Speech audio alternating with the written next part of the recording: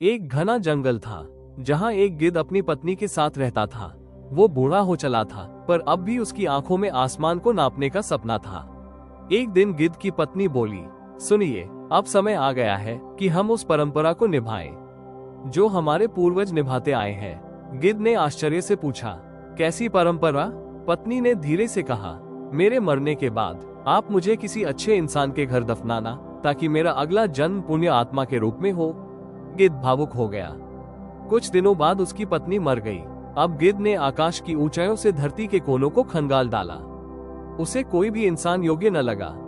लेकिन फिर उसने देखा एक गांव के बाहर एक गरीब किसान गोविंद, फटे कपड़े, टूटा हुआ घर, लेकिन आंखों में ईमानदारी और आत्मा में करुणा। गिद्ध गोविंद के पास गया और बोला, हे मनुष्य, मैं एक गिद्ध हूँ। मेरी पत्नी मर गई है, उसे एक पुण्यात्मा की धरती में दफनाना है। क्या तुम मुझे जमीन दोगे? गोविंद ने बिना एक क्षण गनवाए कहा, मेरे पास जो कुछ भी है सब तुम्हारा है। तुम चाहो तो मेरे घर के आंगन में उसे दफना सकते हो। गिद्ध की आंखों में आंसू आ गए। लेकिन बात यहीं खत्म नहीं हुई। कुछ दिन बाद एक जमींदार गांव आया और बोला, गोविंद, जिस जमीन पर वो गिद्ध की लाश दफन है वो अशुद्ध हो गई है, अब वो मेरी होगी। गांव वाले भी डर गए और गोविंद से कहने लगे, हमें शर्मिंदा किया तूने, एक गिद्ध की लाश हमारी जमीन पर क्यों दफनाए? गोविंद चुपचाप सुनता रहा। उसने सब कुछ खो दिया, खेत, घर, गांव, लेकिन खोया नहीं अपना विश्वास और करुणा।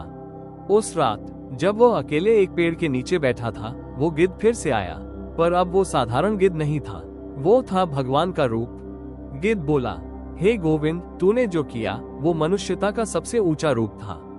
जब सबने मुझे ठुकरा दिया, तूने अपना सब कुछ दे दिया। आज से तू इस धरती पर कभी भूखा नहीं सोएगा।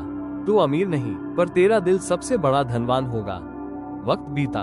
लोग कहते हैं गोविंद फिर कभी नहीं दिखा, लेकिन जब भी कोई भूखा होता है, जब भी कोई दुखी होता है, कहीं न कहीं कोई गोविंद मदद के लिए जरूर आता है। इस कहानी से हमें ये सीख मिलती है, करुणा कभी व्यर्थ नहीं जाती। जब तुम दूसरों का भला करते हो, ईश्वर तुम्हारे लिए रास्ता बना देता है। तो चलिए इस दुनिया को थोड़ा और दयालु बनाते हैं, क्योंकि इंसान का असली धर्म इंसानियत है।